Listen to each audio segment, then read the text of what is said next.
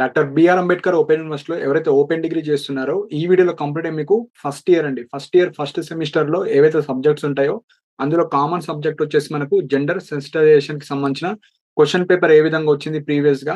So ఆ question paper లో maximum marks కావచ్చు, క్వశ్చన్ పేపర్ సెక్షన్ ఏ లో ఎన్ని క్వశ్చన్స్ ఉంటాయి, ఎన్ని అటెంప్ట్ చేయాలి, సో ఏ ఏరియా నుంచి క్వశ్చన్స్ అడుగుతున్నారో డీటెయిల్ గా ఎక్స్ప్లెయిన్ చేయడం జరుగుతుంది. సో మీరు బీఏ అయినా, బీకామ్ అయినా, బీఎస్సీ అయినా ఫస్ట్ ఇయర్ ఫస్ట్ సెమిస్టర్ సంబంధించిన ఎగ్జామ్ షెడ్యూల్ వచ్చేసింది. సో మీకు కామన్ గా కొన్ని సబ్జెక్ట్స్ ఉంటాయి అన్ని గ్రూప్ వాళ్ళకు.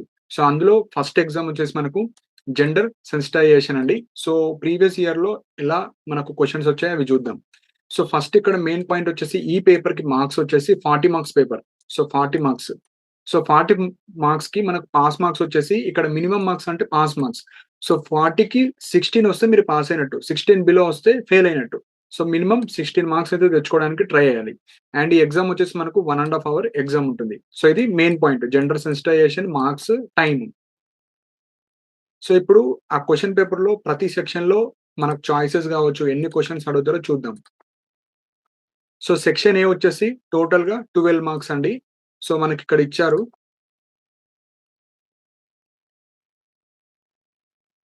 Answer any 2 of the following questions in about 15 lines each. So మనకు 2 క్వశ్చన్స్ అయితే రాయాలి.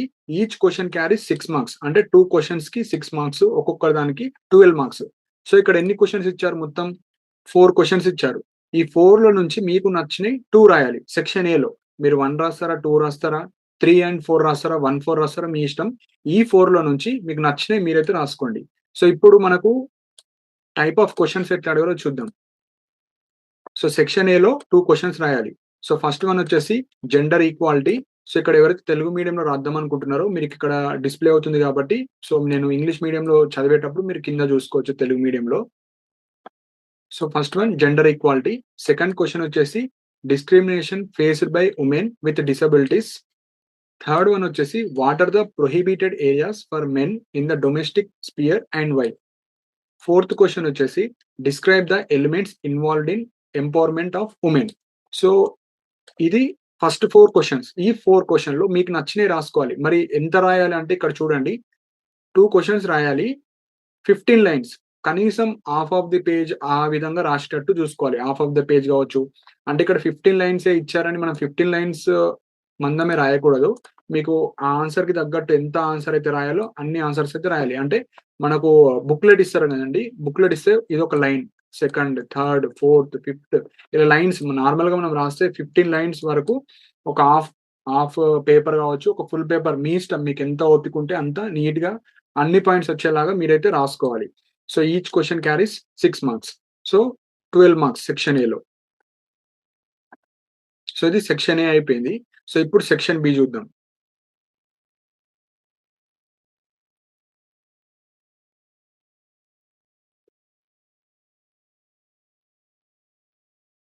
సో సెక్షన్ బి వచ్చేసి మనకు 20 మార్క్స్ అండి. సో 2 క్వశ్చన్స్ రాయాలి. Each question carries 10 marks.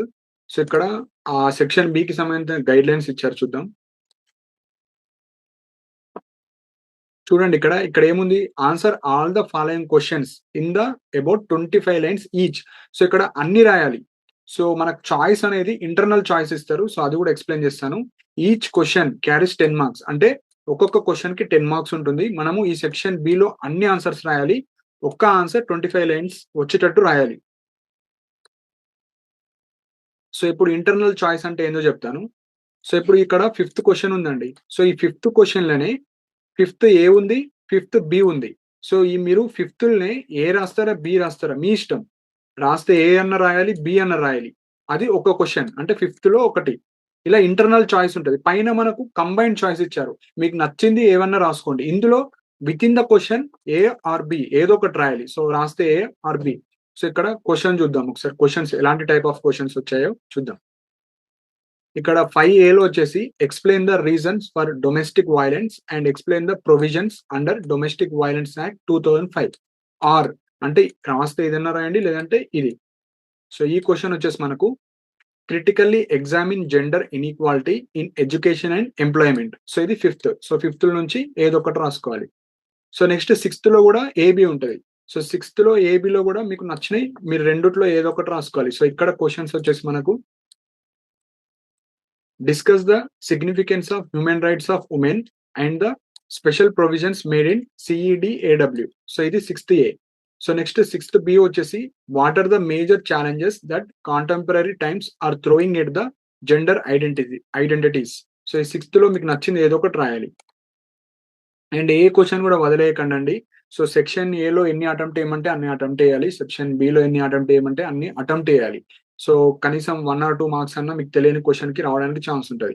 So next last section వచ్చేసి సెక్షన్ సి. సెక్షన్ ఏ అయిపోయింది, బి అయిపోయింది. ఇప్పుడు సెక్షన్ సి. సో ఇక్కడ వచ్చేసి ఓన్లీ ఒకటే క్వశ్చన్ రాయాలి. సో ఒక క్వశ్చన్ కి 8 మార్క్స్. సో ఇక్కడ ఎన్ని చాయిసెస్ ఉంటాయో చూద్దాం. సో ఇవి long answer type. Answer any one of the following essay questions in about 20 lines. So 20 lines వచ్చేలాగా 20 చెప్పారని 20 కాకుండా మీరు ఎన్నైనా రాసుకోవచ్చు. ఒక ఆన్సర్ కి మనం ఏమేమి రాస్తే అది ఫుల్ఫిల్ అవుతుందో అవన్నీ రాయాలి. So each question carries 8 marks. So answer any one of the following essay. So essay ఈ 7 and 8th లో నుంచి ఒకటి రాసుకుంటే సరిపోతుంది. 7th వచ్చేసి right and essay on gender spectrum. So ఈ జెండర్ స్పెక్ట్రమ్ మీద మీరు ఎస్సే రాసుకోవచ్చు. లేదంటే 8th what is socialisation, explain the process of socialisation and the impacts on gender. So 7th or 8th ఈ 2 క్వశ్చన్లో ఏదో ఒకటి రాస్తే అయిపోతుంది. సో ఇది మనకు సెక్షన్ సి. సో టోటల్ గా మనకు జెండర్ సెన్సిటైజేషన్ లో సెక్షన్ ఏ ఉంటది, బి ఉంటది, సి ఉంటది. సో సెక్షన్ ఏలో వచ్చేసి answer any 2 of the following questions. So మనకి ఇక్కడ 4 క్వశ్చన్స్ ఇస్తారు. మీకు నచ్చినవి ఏవన్నా 2 రాయాలి. సెక్షన్ ఏ అయిపోయింది. సెక్షన్ బి వచ్చేసి ఆన్సర్ ఆల్ ద క్వశ్చన్స్ అన్ని రాయాలి. కాకపోతే విత్ ఇన్ ద క్వశ్చన్ లో చాయిస్ ఉంటుంది. 5 ఏ బి ఉంటుంది. ఏ ఆర్ బి రాయాలి. సో ఇలా. సో సెక్షన్ బి వచ్చేసి మనకు 20 మార్క్స్. సెక్షన్ సి మనకు ఎస్ఏ క్వశ్చన్స్ 2 ఇస్తారు. రెండిట్లో ఒకటి రాయాలి. 8 మార్క్స్. సో టోటల్ గా మనకు 40 మార్క్స్ ఉంటుందండి. సో ఈ 40 మార్క్స్ పేపర్ లో మనకు మినిమం 16 మార్క్స్ వస్తే మీరైతే పాస్ అయినట్టు. కాకపోతే అందరూ మీరు మరీ 14 మార్క్స్ తెచ్చుకోకండి. లైక్ 16 మార్క్స్ తెచ్చుకోకండి. ఏదన్నా 50% కన్నా ఎక్కువ తెచ్చుకోవడానికి ట్రై చేయండి.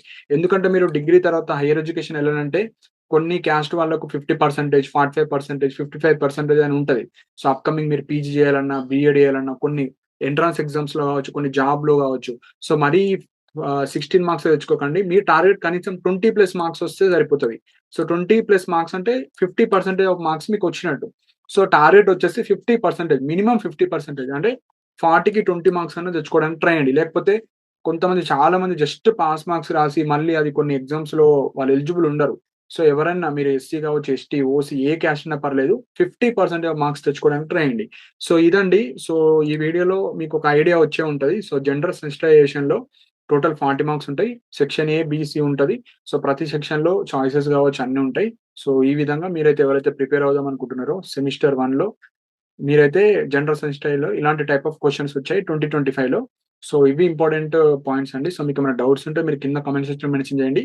అండ్ ఇలాంటి అప్డేట్స్ కోసం మన ఛానల్ ని సబ్స్క్రైబ్ చేసుకోండి. And thank you for watching my video.